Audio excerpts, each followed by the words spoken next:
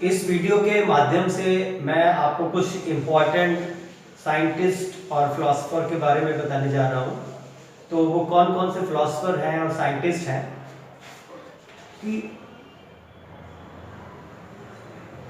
Theophrastus को क्या कहा जाता है? वनस्पति विज्ञान का जनक। थियोफ्रेस्टस को वनस्पति विज्ञान का जनक कहा जाता है। अरस्तु को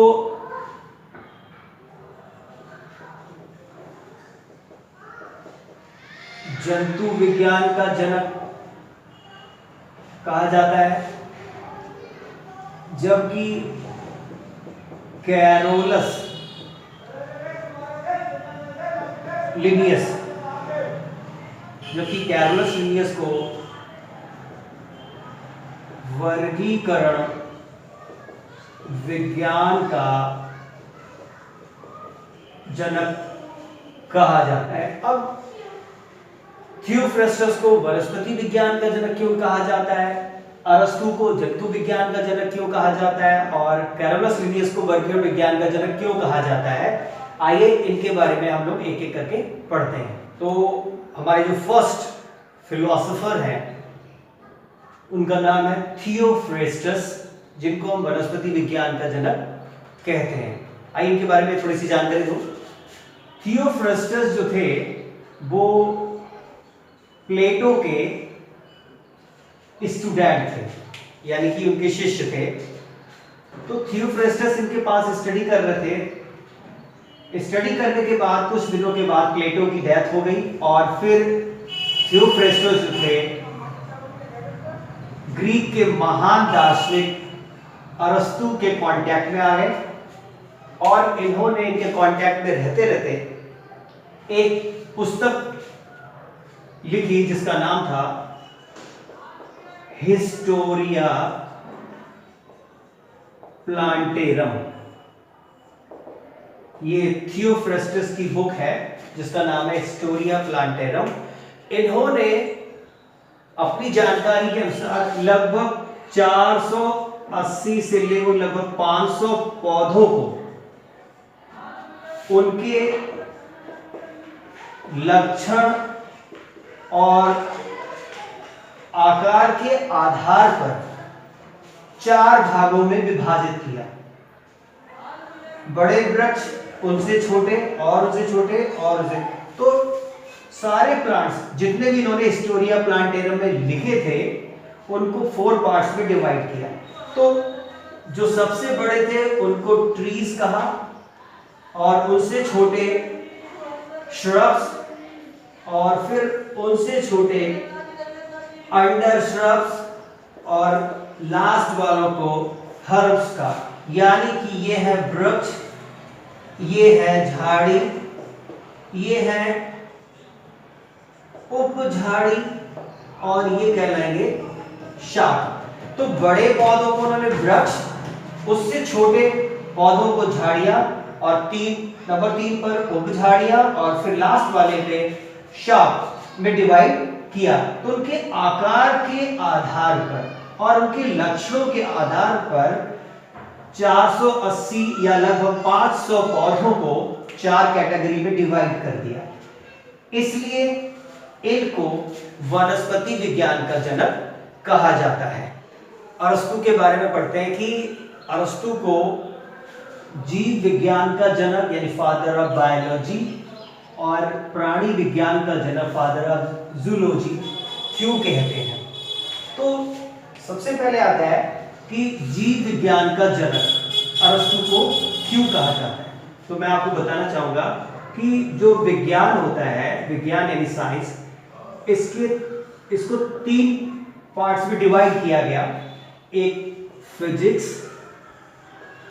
केमिस्ट्री और तीसरा बायोलॉजी। तो वो पहले फिलोसोफर थे एरिस्टोटल यानी अरस्तु, जिन्होंने विज्ञान की एक नई शाखा को जन्म दिया जिसे हम जीव विज्ञान कहते हैं।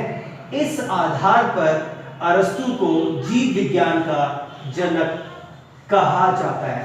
अब आपको समझ में आ गया होगा कि जीव विज्ञान का जनक अरस्तु को क्यों कहा जाता है। क्योंकि इन्होंने जो विज्ञान की जो ब्रांचेस हैं, पार्ट्स हैं, इसमें तीसरी ब्रांच को पैदा किया, बनाया और इस आधार पर इसका ओरिजिन कर दिया। तो इसलिए इनको जीव विज्ञान का जनक, फादर ऑफ बायोलॉजी कहा जाता है, क्योंकि इन्होंने तीसरी शाखा को जन्म दिया। अब आता है प्राणी विज्ञान का जनक, फादर ऑफ जूलॉजी क्यों कहते हैं। तो अरस्तु ने एक बुक लिखी थी जिसका नाम था हिस्टोरिया एनिमलियम। ये इनकी एक बुक है। इस बुक को इन्होंने लिखा था, हिस्टोरिया एनिमलियम को। उसमें इन्होंने लगभग 500 एनिमल्स के बारे में वर्गीकरण किया। और उनका वर्गीकरण किस आधार पर था? उन्होंने इन सभी जंतुओं को उनमें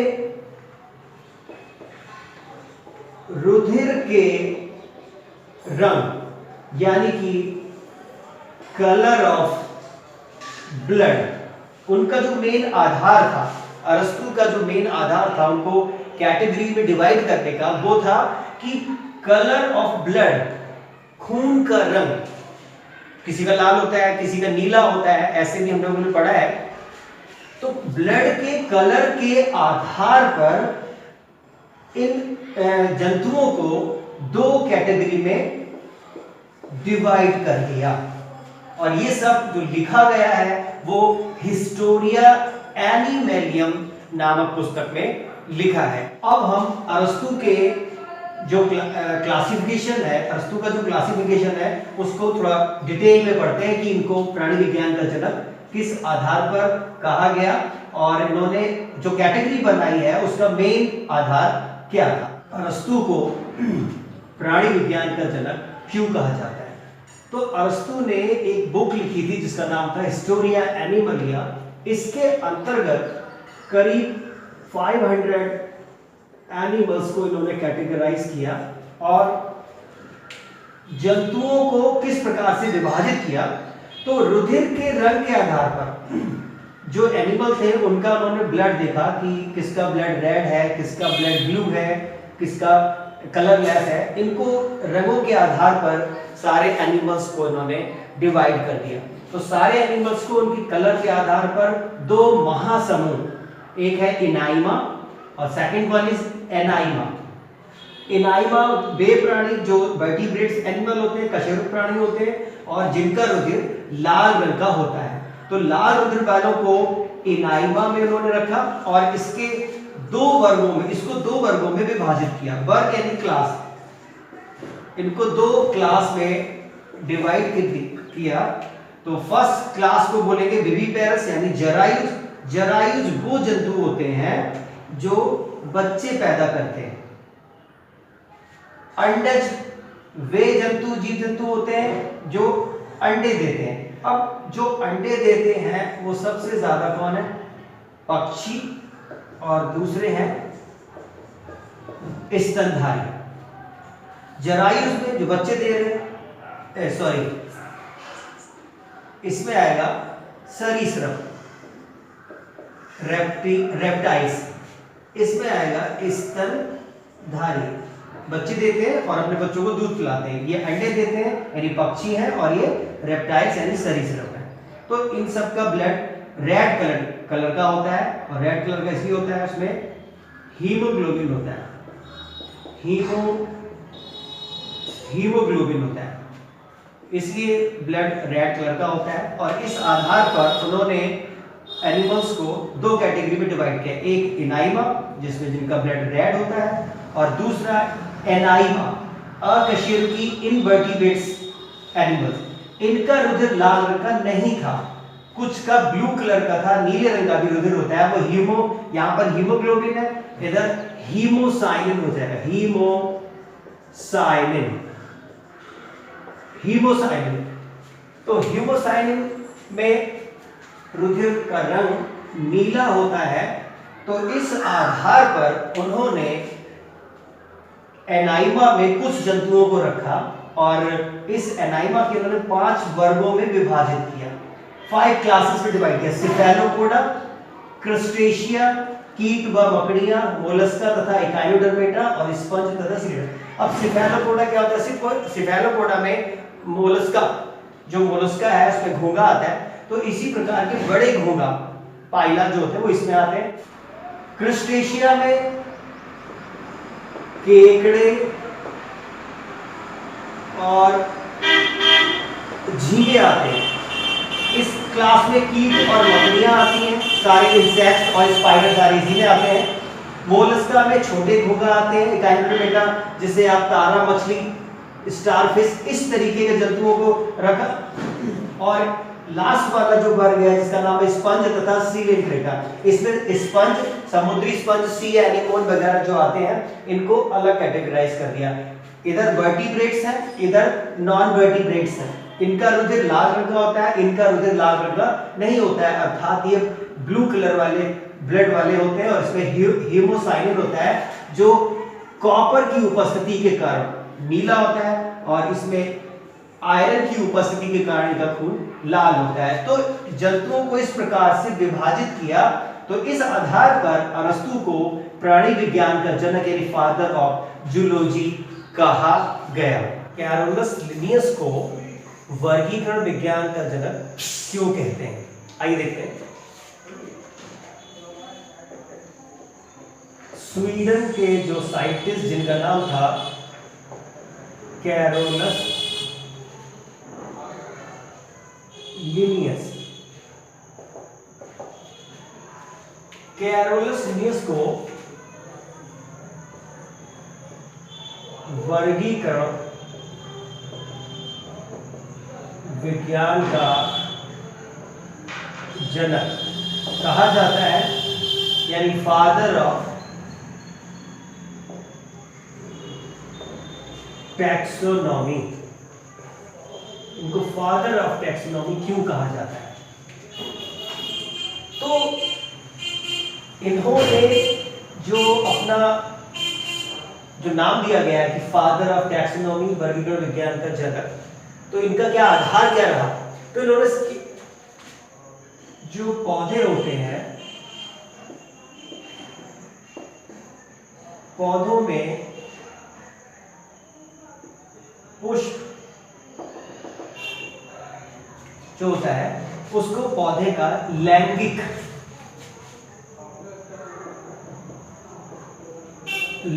भाग, पुष्प को पौधे का लैंगिक भाग, सेक्सुअल पार्ट कहा जाता है। और जो पुष्प होते हैं उनमें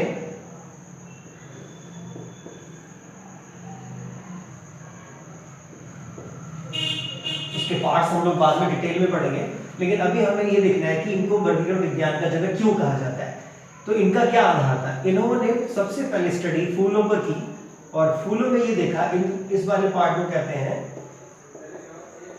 पुंकेसर और ये कहलाता है जायांग।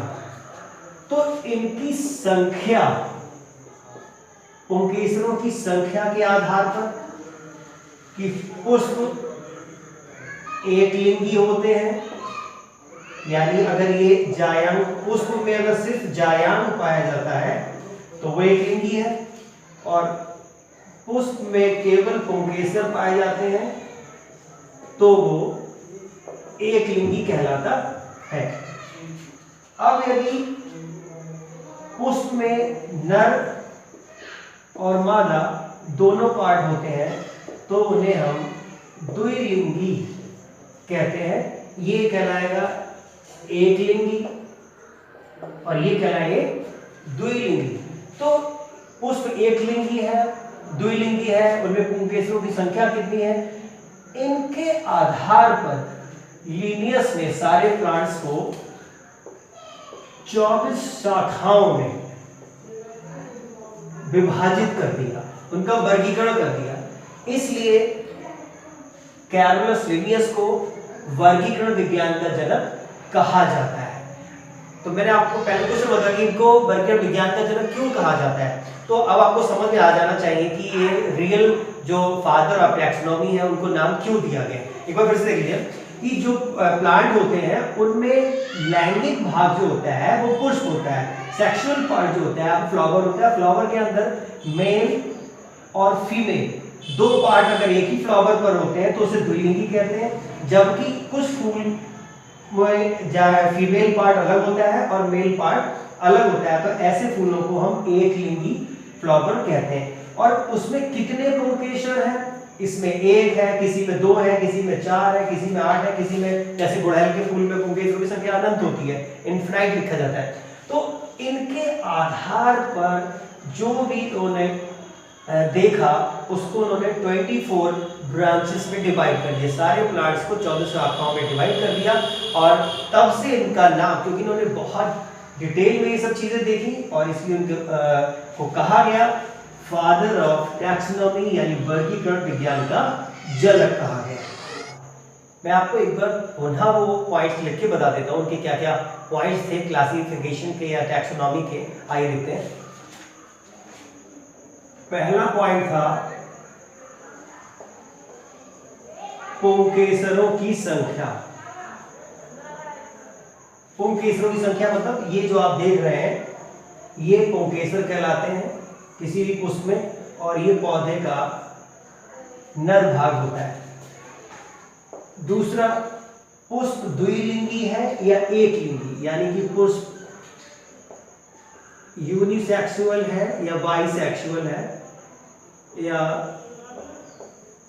द्विलिंगी है। और तीसरा पॉइंट है ये वाला जो पार्ट आप देख रहे हैं इसको कहते हैं अंडाशय। अंडाशय के अंदर जो छोटे छोटे बीज होते हैं उन्हें कहते हैं अंडक, ओव्यूल्स। तो इनकी संख्या के आधार पर, अंडकों की संख्या के आधार पर पौधों को 24 शाखाओं या 24 पार्ट्स में इन्होंने डिवाइड किया और इनको फिर कहा गया फादर ऑफ टैक्सोनॉमी। तो जो कुछ भी आपने यहाँ से सीखा है वो क्वेश्चन आप मुझे कमेंट बॉक्स में लिखेंगे।